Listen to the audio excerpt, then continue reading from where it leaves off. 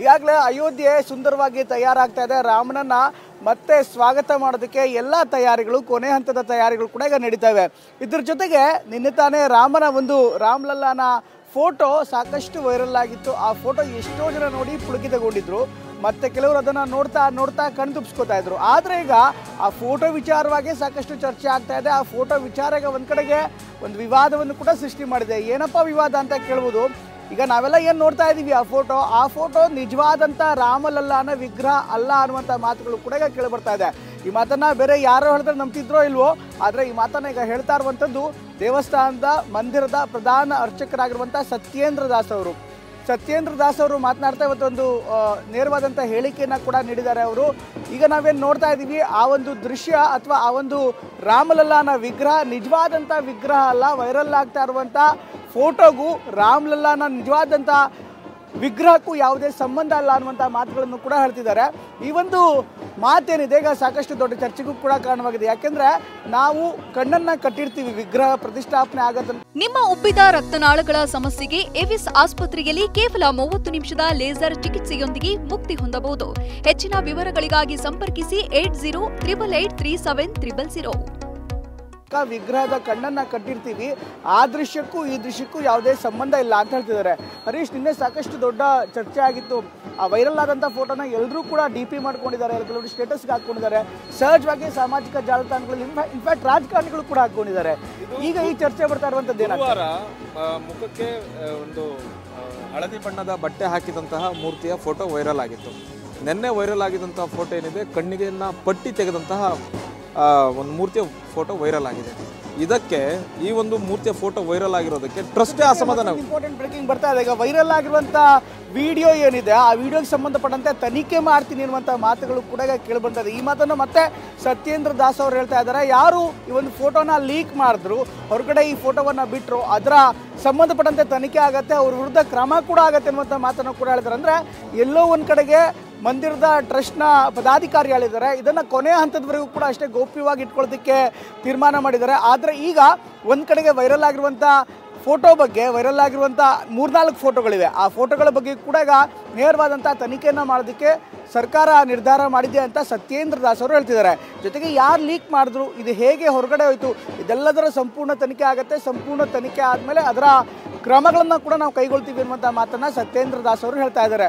ಇದ್ರ ಜೊತೆಗೆ ಹರೀಶ್, ಸತ್ಯೇಂದ್ರ ದಾಸ್ ಅವರು ಮಾತಾಡ್ತಾ ಇದ್ದಾರೆ. ಅವರು ಮಾತಾಡಿದ್ಮೇಲೆ ನಾವು ನಮ್ಮ ಚರ್ಚೆ ಮುಂದುವರಿಸೋಣ. प्राण प्रतिष्ठा के जो नियम है वहीं पर हो रहा है, जहाँ मूर्ति वो है, नई मूर्ति है, लेकिन अभी उसको खोला नहीं गया है. अभी शरीर को ढक दिया गया है कपड़े से. एकदम नेत्र जब मूर्ति तैयार हो जाती है, जिस मूर्ति का निर्णय हो जाता है कि इसी मूर्ति को वहाँ ले जाना है, तो उसके नेत्र तुरंत बंद कर दिए जाते हैं और उसको स्थापित कर दिया जाता है. तो ये काम जो है वो तो वहीं होता है, और जो आँख खुली हुई दिखाई दिया मूर्ति, वो मूर्ति है ही नहीं है. ऐसा स्वरूप मिल ही नहीं सकता. यदि मिल गया है तो उसकी जांच होगी या आखिर ऐसे किसने खोल दिया और कैसे ही मूर्ति वायरल हो गई. प्राण प्रतिष्ठा के तो सब काम होगा, लेकिन नेत्र नहीं खुलेगा. इसमें वही विधि है जो मंत्रों के द्वारा, ये कर्मकांड के द्वारा हो ही रहा है. और इसमें जो है यह है जितने भी कार्य हैं वो होंगे, लेकिन नेत्र नहीं खुलेगा. उनके और शरीर खुला सकता है, खोल सकते हैं ये पंडित हैं, क्योंकि और जगह शरीरों में उसको जो देना पड़ता है, पुष्पाधिवास, जलाधिवास आदि सब होता है काम, तो कुछ न कुछ होता है. ऐसी दशा में वह नेत्र नहीं खोला जाएगा. बाकी जो प्रक्रिया प्राण प्रतिष्ठा, ಯಾವ್ದು ನಿಜವಾದ ಮೂರ್ತಿ, ಯಾವ್ದು ನಿಜವಾದ ಮೂರ್ತಿ ಅಲ್ಲ, ಇದೆಲ್ಲವೂ ಕೂಡ ಇನ್ನೇನು ಕೆಲವೇ ದಿನಗಳು ಗೊತ್ತಾಗುತ್ತೆ. 22ನೇ ತಾರೀಕು ಪ್ರಾಣ ಪ್ರತಿಷ್ಠಾಪನೆ ಆಗುತ್ತೆ. ಇದ್ರ ಜೊತೆಗೆ ಹರೀಶ್, ಈಗ ಅಯೋಧ್ಯೆಯಲ್ಲಿ ಬಿಸ್ನೆಸ್ ವ್ಯಾಪಾರ ಕೂಡ ತುಂಬ ಜೋರಾಗಿ ನಡೀತಾ ಇದೆ. ಕೆಲವು ವರ್ಷಗಳಿಂದ ಬಂದಾಗ ಏನೂ ನಡೀತಾ ಇರಲಿಲ್ಲ, ಅಂದ್ರೆ ಅಲ್ಲಿ ಪ್ರವಾಸಿಗರು ಬಂದು ಹೋಗಿ ಮಾಡ್ತಿದ್ರು. ಆದರೆ ನಿನ್ನ ತನಕ ನಾನು 4-5 ಬೀದಿಗಳಿಗೆ ಹೋದೆ, ಅಲ್ಲಿ ವ್ಯಾಪಾರ ತುಂಬ ಜೋರಾಗಿ ನಡೀತಾ ಇದೆ. ಏನು ಅನ್ಸುತ್ತೆ, ಅಯೋಧ್ಯೆ ಹೀಗೆ ಟ್ರಾನ್ಸ್ಫಾರ್ಮ್ ಆಗಿದೆ? ಮುಖ್ಯವಾಗಿ ಉತ್ತರ ಪ್ರದೇಶ ಸರ್ಕಾರ ಸಾಕಷ್ಟು ಹಣವನ್ನು ಹೂಡಿಕೆಯನ್ನು ಮಾಡ್ತಾ ಇದೆ. ಒಂದು ರಸ್ತೆ ಅಗಲೀಕರಣ ಆಗಿರ್ಬೋದು, ರಸ್ತೆಯನ್ನು ಅಂದಗೊಳಿಸೋ ರೀತಿ ಆಗಿರ್ಬೋದು, ಒಂದು ಧಾರ್ಮಿಕ ಭಾವನೆಯ ಜೊತೆಗೆ ಒಂದು ಪ್ರವಾಸೋದ್ಯಮ ಸ್ಥಳವನ್ನಾಗಿ ಕೂಡ ಅಯೋಧ್ಯೆಯನ್ನು ಉತ್ತರ ಪ್ರದೇಶ ಸರ್ಕಾರ ಮಾಡಬೇಕು ಅನ್ನುವಂತಹದ್ದು, ಒಂದು ಐಕಾನಿಕ್ ಸಿಟಿಯನ್ನಾಗಿ ಮಾಡಬೇಕು ಅನ್ನುವಂಥ ಸರ್ಕಾರ ಪ್ರಯತ್ನ ಮಾಡ್ತಾರೆ.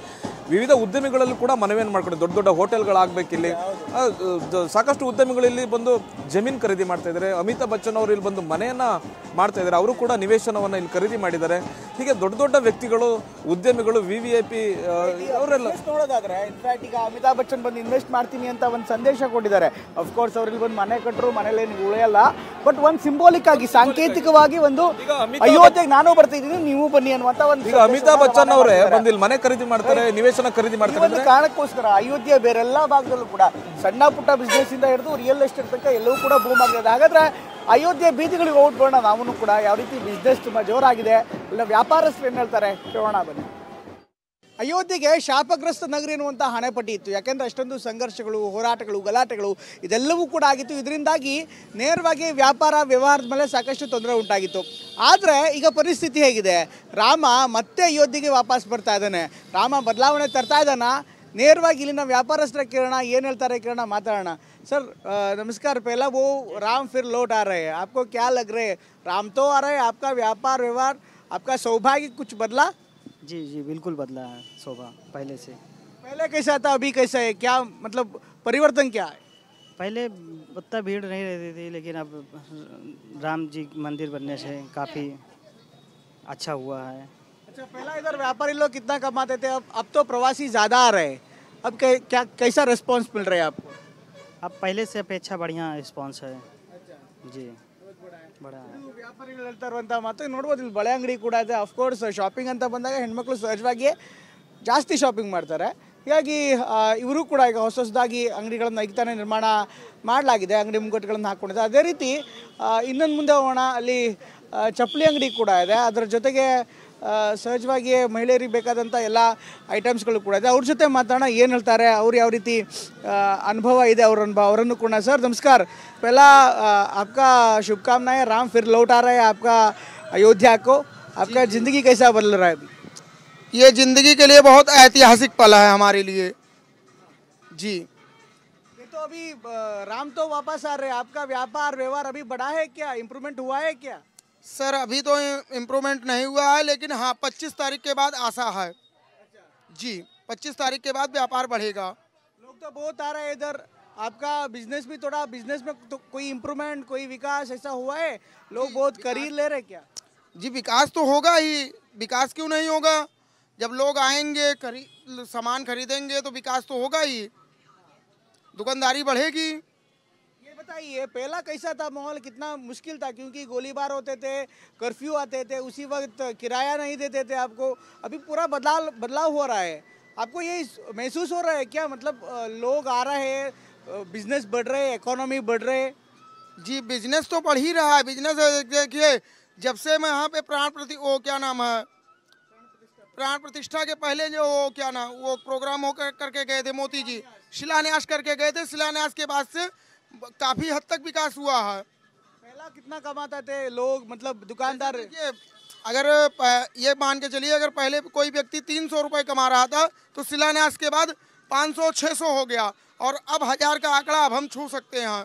ಹಾಗೆ ಸ್ವಲ್ಪ ಮುಂದೆ ಹೋಗೋಣ. ಅಲ್ಲೂ ಕೂಡ ಬಟ್ಟೆ ಅಂಗಡಿ ಕೂಡ ಇದೆ. ಸಹಜವಾಗಿ ಬಂದವರೆಲ್ಲ ಒಂದು ಶಾಪಿಂಗ್ ಮಾಡೇ ಮಾಡ್ತಾರೆ. ದೊಡ್ಡ ದೊಡ್ಡ ಅಂಗಡಿಗಳು ನಾವು ನೋಡೋದಕ್ಕೆ ಸಿಗುತ್ತೆ. ನಾವು ಇಲ್ಲಿನ ಮಾಲೀಕರ ಹತ್ರ ಮಾತಾಡೋಣ, ಏನು ಹೇಳ್ತಾರೆ ಕೇಳೋಣ. ಸರ್ अभी कैसा इम्प्रूवमेंट हुआ है अयोध्या? आपका बिजनेस भी अभी बढ़ रहा है क्या? बढ़ रहा है बाबूजी, थोड़ा बहुत तो बढ़ ही रहा है. पहले भी सही था, अब भी सही है, चल रहा है वैसे. ಇದು ಇಲ್ಲಿನ ವ್ಯಾಪಾರಸ್ಥರು.